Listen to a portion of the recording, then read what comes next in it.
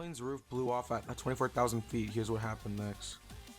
This video is made possible by Brilliant. Learn complex topics simply for 20% off by being one of the first 200 people to sign up at brilliant.org/RealLifeLore.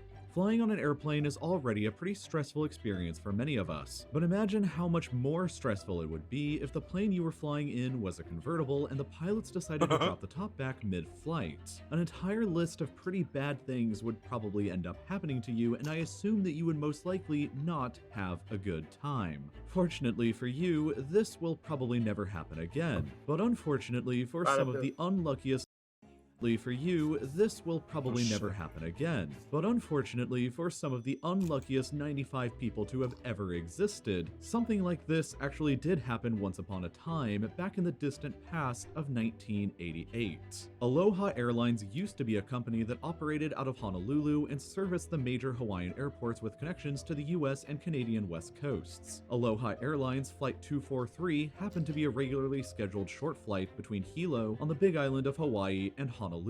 On the 28th of April in 1988, the plane that was servicing the route was a Boeing 737-297. Nothing unusual was noted during the pre-departure inspection, and the plane had already completed 3 round-trip flights just that day. So everything was lining up to be just another routine flight over to Honolulu. The captain on board was a 44-year-old veteran with 8,500 flight hours, while the first officer was also a highly experienced 36-year-old with 8,000 flight hours. In total, I highly doubt it was either of their faults. There were 6 crew members and 89 passengers on board, and all of them were unknowingly in for one of the wildest experiences that a human has probably ever had. The plane performed a routine takeoff from Hilo and casually reached its cruising altitude of 24,000 feet. But approximately 23 minutes after takeoff, while the plane was located about 23 nautical miles away from the island of Maui, bad things began to happen. Drinks were just being served in the first class area when everybody heard a sudden bang, and just like that, the entire roof of the plane, stretching from the back of the cockpit to the plane's wing, just disintegrated and went flying off into the atmosphere. 54-year-old flight attendant Clarabelle Lansing was just handing a drink to a customer when the rushing wind immediately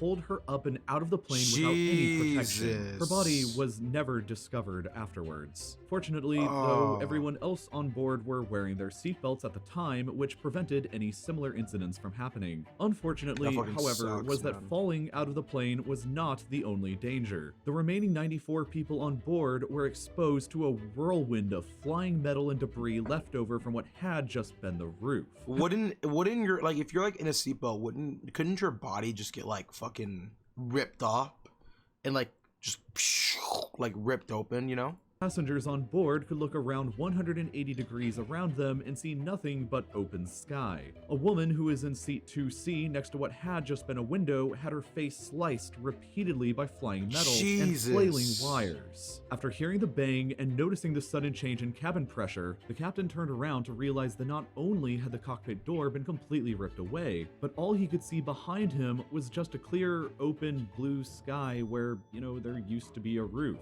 Fortunately, though, the 2 pilots were still capable of controlling the aircraft, and they began an immediate descent and change of course to the nearest available airport over on Maui. The plane began to violently yaw and roll, while a lot of the metal from the roof had simultaneously flown into both of the engines, causing engine number 1 to fail. The crew couldn't get it to restart, and they had to rely on single engine power before encountering the next problem. The nearest airport on Maui was only a few minutes flying away, but when the crew attempted to lower the landing gear, they didn't receive a positive green light indicating that it had been, but they also didn't receive a negative red light, which would have indicated that it failed. So they just kind of had hope for the best that the landing gear actually had been successfully lowered. Meanwhile, the passengers on board were obviously pretty terrified. At first, everybody just assumed that the plane was going down and that they were all going to die. But after a while, when that didn't happen and the plane continued to keep flying without its roof, many of the passengers reported that they began to feel a sudden sense of optimism and hope. You wanna know what the worst part about this all? They lost all their luggage, dude. The fuck?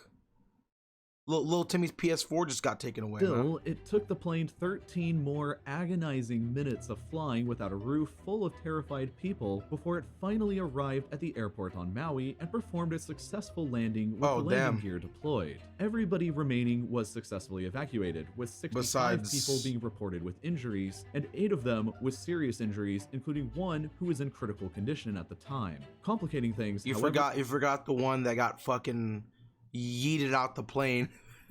Maui Island had no infrastructure in place at the time to handle an emergency of this magnitude. There were only 2 ambulances located on the entire island. No so air traffic controllers had to call a local tour company to scrape together several of their tour vans to come and transport everybody else that couldn't fit in the ambulances to the nearest hospital. The aircraft itself was damaged well beyond repair, and it was written off and dismantled where it landed. And questions immediately arose as to how exactly a plane's roof could just fly off mid. I can't imagine like the amount of or like the level of crazy that entire scene was.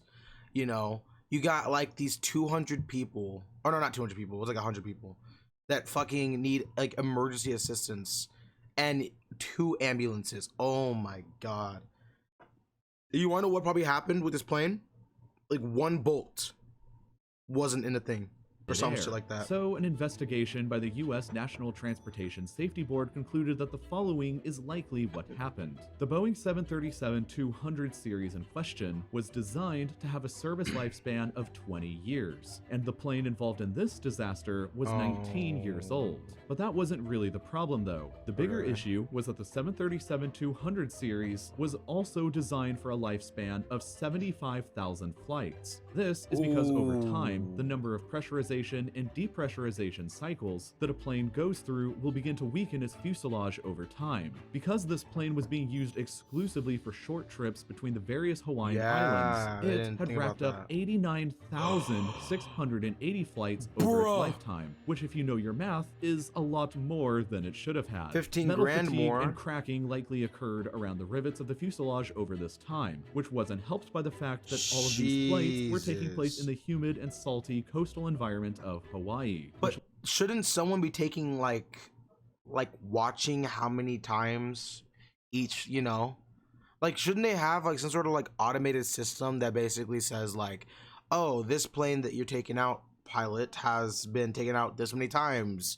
Are you sure you want to continue to fly it, sir? Likely led to corrosion issues as well. None of these problems were ever detected by Aloha Airlines. Yeah, so the that's NTSB crazy. placed the blame for the roof failure fully on the negligence of the Aloha maintenance and management team. After all, if you're running an airline company, you should probably run the math on your plane's lifespan just every a so bit, often maybe, to avoid being known as that company that has the convertible airplane problem. Now, I understand that the physics of how airplanes actually work are pretty complicated. In order to get it, you need to understand some essential concepts like thrust, the mechanism of lift, or the contribution that wing shape will give. I know all about these things though because I took Brilliant's Physics of the Everyday course, which includes an entire section about airplane physics. Now, I know what you're probably thinking. Airplanes, engines, wing shape, and lift mechanics, that all sounds pretty complicated, but Brilliant is the expert in teaching complex subjects simply through their fantastically designed courses. They break down complicated concepts, like how an airplane works, into small, easily digestible bits before building them all back up into the overall idea. And with the new year having just begun, now is the time to get started to make 2020 the year when you improve your grades, learn new skills, or just understand a little bit more of how the world works. Best of all though, by being one of the first 200 people to sign up at brilliant.org/RealLifeLore, you can get started with your learning for 20% off. And as always, well, use RealLifeLore, dude. That was a good video. I liked it a lot. Let's see what Panda's doing.